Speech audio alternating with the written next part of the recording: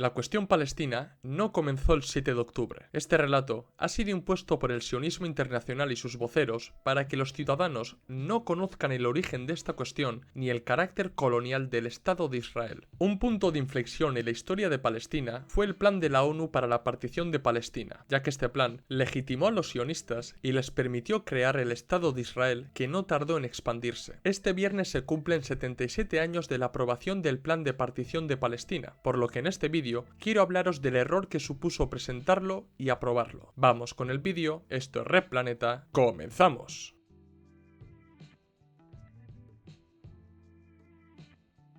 Como os he dicho al inicio del vídeo, este viernes se cumplen 77 años de la aprobación del Plan de Partición de Palestina, que dio como resultado la creación del Estado de Israel. Los sionistas, en general, y los israelíes, en particular, presentan dicho plan como un derecho histórico que legitima la existencia del Estado de Israel. No solo eso, sino que además, los sionistas presentan este plan como la prueba más clara de que los israelíes querían buscar una solución pacífica a la cuestión palestina. Sin embargo, esto no es más que otro mito sionista israelí para lavarse la cara y esconder cuáles eran las intenciones originales de los sionistas. Por lo tanto, creo que es necesario conocer la postura sionista respecto a la creación del Estado judío en Palestina para entender cómo jugaron sus cartas Ben Gurión y su equipo entre 1947 y 1948. El sionismo surgió para ofrecer una tercera alternativa a la cuestión judía. Y os preguntaréis, ¿cuáles eran estas propuestas? 1.